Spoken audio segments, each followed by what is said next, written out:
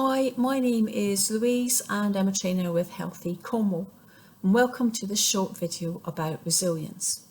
In this video I'll talk about what we mean by the term resilience and how stress can undermine it, and I'll also share a few techniques that we can practice to help make us more resilient. Now, resilience does not eliminate stress, but rather learning resilient techniques may allow us to work through those stresses and carry on. It's important to note that these are techniques to practice over time. There's no overnight solutions or magic wands. So what is resilience? Well, we can think of it as being something about how we bounce back in the face of adversity or difficult and stressful situations. Rather than allowing these difficult times to break us, instead we bend and learn from them and are able to move forward in a positive way with new resolve and energy. Now, how we view and deal with the world is based on a number of factors. Our genetics, life experiences, our values and beliefs all contribute towards our learnt behaviour. And many studies show that a primary factor in resilience is having caring and supportive relationships, both inside and outside the family. Also important are skills in communication and problem solving, being realistic in making our plans, believing in ourselves, having some self-confidence, and also knowing what upsets us and how we are likely to react. It's called emotional literacy, and having that information means we can do something about it. If we feel belittled and criticised as children, then we may have less self-confidence as an adult than someone who is supported, encouraged and praised. Now, resilience is not a trait that we're born with, but fantastic news. Like other types of behaviour, resilient behaviour can be learnt. And it's important to remember resilience is not about learning to tough things out. Resilient people have lots of emotional literacy, able to acknowledge their emotions but still finding ways to move forward with creativity, hope and a positive attitude. And it's important to remember that when we're experiencing stress, our resilience might be low. And if we're someone who usually has low resilience, it can make us more susceptible to stress. So it's really, really useful to try and build our resilience by practicing different techniques. And in this video, I will talk about a few techniques we can practice, helping make us more resilient. However, remember, it's important to note that these are techniques to practice over time. Remember, no magic wands or overnight solutions. So the first technique we can do is to manage what's called our stress container.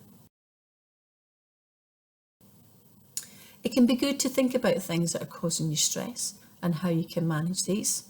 And we've all got a stress container. The size will dictate how much of life's pressures we can take before we reach our peak performance. Every container will be a different size because we're all different. It will depend on our genetics, our values, our beliefs, our childhood and life experiences. Life stresses flow into the container, and when the container reaches full, we're about to tip over the peak. We call this a stress signature. And as human beings, we're often uncomfortable with the feelings associated with our stress signature, and we may resort to unhelpful coping strategies such as smoking, drinking, avoidance, withdrawing from our friends and family and our interests, or burying our heads in the sand. Rather than helping these unhelpful behaviours, seize up the tap that we all have on our containers and the container overflows more. So helpful coping strategies such as physical activity, healthy diet, setting time aside for ourselves, talking, switching off from distractions and accepting what we can't change all allow the tap to open and stress to flow out. So managing our stress container is really, really useful and helpful. And closely linked to that is something called Connect 5 or 5 Ways to Wellbeing.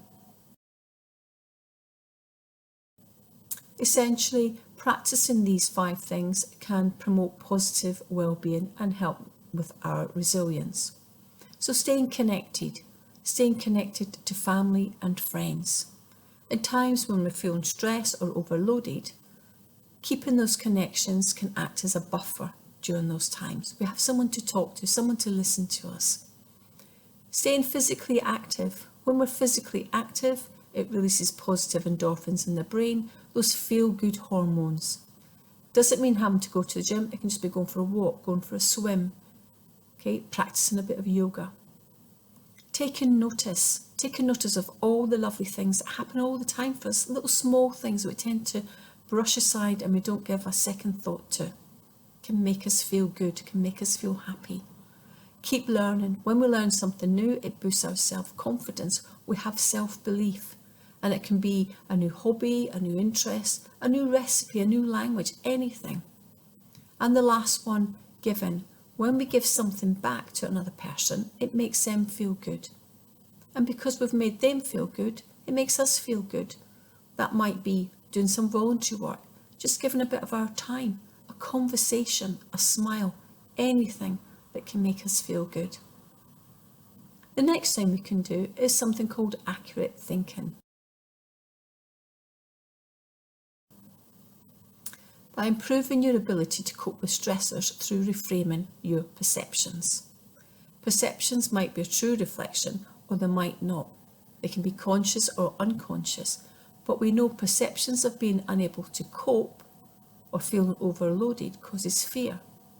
And if you look on every challenge, change, adversity as a potential problem, something to be fearful of, you will activate your freeze, flight, fight, survival response. And when you do, you're more likely to withdraw from a situation, feel panicked and want to run away, maybe become angry and are ready to fight. But none of these are particularly helpful when you could do with a rational response instead of an emotional one. Seeing the situation as a challenge steers you away from a reactive survival mode and into a more proactive position, with a clear head and the ability to assess the situation properly to form a positive decision. And that links us into our thoughts, feelings and behaviour, because they're all linked. When we feel stress, we tend to go to negative thoughts, and negative or unhelpful thinking patterns can cause our internal perceptions to trigger that fight, flight or freeze response, our stress response. When we have a perception of feeling stressed, our thoughts become negative and we behave negatively. So something we can do is called positive posturing. Focus on the good things rather than the negative things. You can change the way you feel by changing the way you think. And you can change the way you think by changing the way you behave. Okay, so when we have negative thoughts, our feelings are likely to be negative, and consequently, our behaviour is likely to be negative. But when we have a positive thought, we have positive feelings, and our behaviour is more likely to be positive. Another thing we can do is to listen to our inner voice, and we've all got an inner voice. And sometimes it can mislead us or affect our perception of a situation. And so something we can do is called LED, listen, evaluate and decide. And it's useful for things we worry about which we cannot control. Worrying is usually focused on the future and what might happen and what you'll do about it. At its root, worrying is often the fear of uncertainty, that loss of control. When we feel in control, we feel safe and we have certainty, but actually nothing is certain. Maybe keeping a worry diary might help with that. So when we listen to our inner voice, we listen to what it's telling us, and then we evaluate the evidence for it. Does the evidence support what the inner voice is telling us, or does it negate it?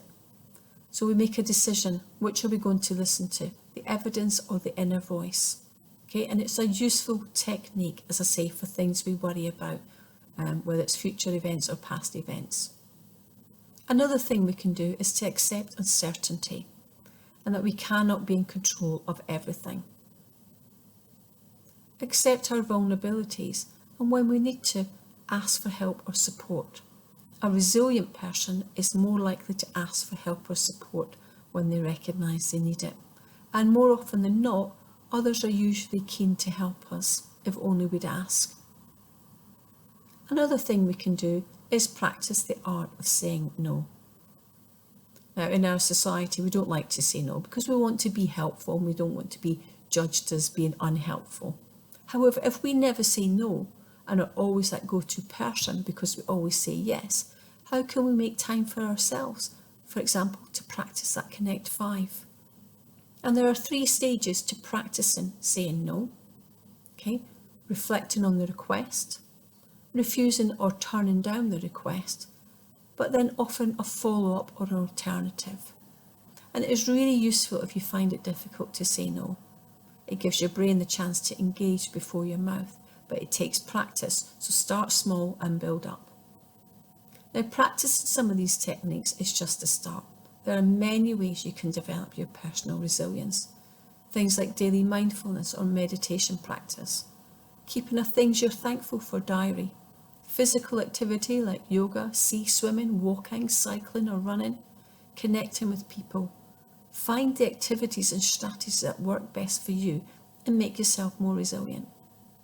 At the end of this video are some useful links that you may want to have a look at, such as the Healthy Cornwall website, which has lots of useful info and videos to promote positive well-being, as well as the Samaritans app, which again has lots of useful suggestions on it. But thank you for watching this video, and I hope you find some of these techniques really useful, and take care.